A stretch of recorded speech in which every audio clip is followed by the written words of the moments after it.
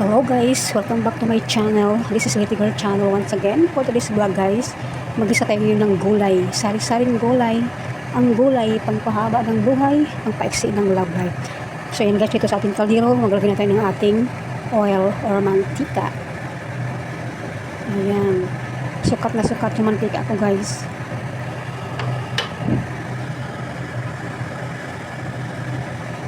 Natin na yung ating kaldero, ilagay natin yung ating garlic or bawang.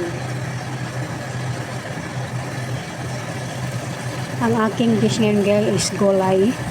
Itong gulay na to guys ay sari-sari po. Meron siyang black mushroom, black fungus, bean skin or tauki, and then meron siyang cabbage. So ayan, is light brown na po yung ating garlic. Ilagay natin yung ating onions or sibuyas. Ang sibuyas na super healthy sa ating katawan. Kailangan natin yung sibuyas at garlic sa bawat natin niluluto para mas masarap.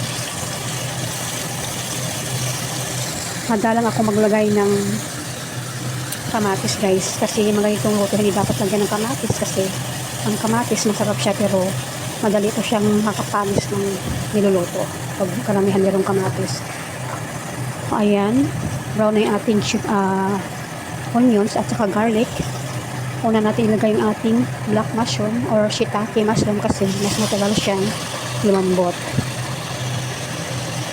Siyempre kailangan stir natin lagi para pantay ang pagkaluto. Ito po ay shiitake. Nakalimutan ko guys, akala ko black mushroom. Shiitake mushroom pala to. Ayan, correct me if I'm wrong. Tao lang po tayo na kamali. Ayan. Masarap po ang gulay lagi guys. Kailangan natin ng gulay sa ating katawan. So, ayan. Ang shiitake mushroom. It's yummy. Isunod natin yung ating black fungus. Sa Bisaya pa guys, kung ano siya, talinga sa talinga sa amo. Tama ba? Talinga sa amo. So, haluin ng haluin. Halo kay ubi. Ayan.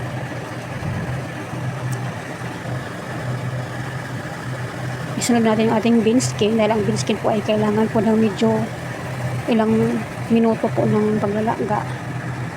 Bean skin or tinatawag nila dito sa tauki. Sa Chinese is tauki. Kung sa English is bean skin. Pero di ko alam sa Bisaya guys. I-search ko muna mamaya kung ano sa Bisaya itong bean skin. O baka naman balat ng palit sa kanyang bean. Kasi bean skin. Palit sa bean.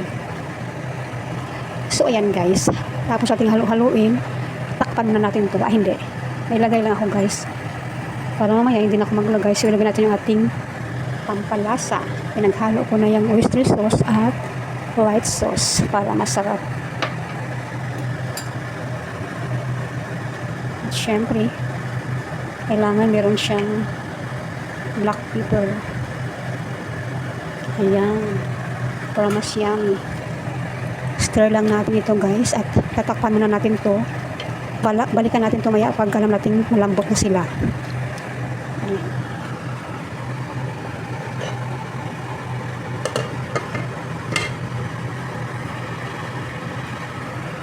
Ayan guys, after 10 minutes ng pagkulo ng ating gulay, check na natin ito guys. Ayan, it looks yummy na. Ayan na po yung ating gulay at mukhang malambot na po yung ating bean skin. So yung tubig po niya guys ay konti lang po, so kailangan natin dagdagan. Magdagdag tayo ng tubig. Ayan, kasi wala po siyang sabaw. Hinigo po siya ng bean skin. So ayan, at dahil mukhang malambot na yung ating black fungus, shiitake mushroom at bean skin, so ilagay natin yung ating cabbage. Pinakalas po natin ay ang cabbage. Ayan po. Cabbage o repolyo. Mas marami-rami po ang cabbage guys kasi pag naluto po yan ay kakunti na lang. Ayan, masyadong marami. Sa cabbage pa lang puno na.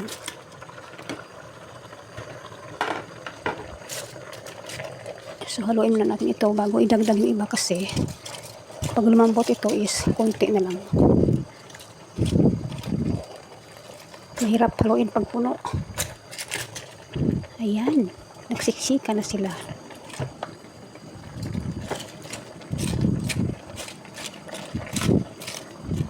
Ayan guys.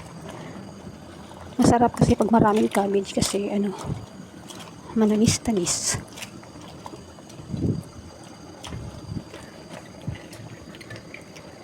Ayan, haluin lang. Mas gusto ni Amo na maraming cabbage. Kaya dagdag natin yung tira pang cabbage. Kailangan ubusin.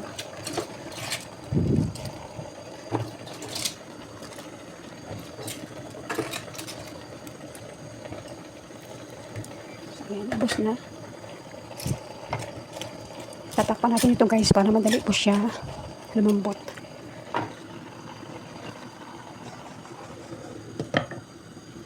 Guys, tingnan natin for the last time ang ating mahiwagang gulay. Ayan. Mahiwagang gulay at mukhang masarap na siya. Malambot na yung ating cabbage o repolyo. Ayan guys. Ayan yung bean skin. Ayan. Stir mo natin sa biya tapos titikman syempre.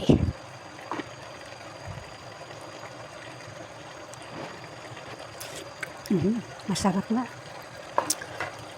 Masarap ng aking gulay. Ang gulay pampahaba ng buhay. Pampaiksi ng love life. Charot. So yan guys, dahil luto na siya guys. It's ready to eat na, ready to ulam na. So hanggang dito na lang ang aking video. Thank you so much for watching mga kalalabs. Ayan yung black fungus. Black fungus guys. Ayan, thank you so much for watching. Have a blessed day everyone. I love you guys.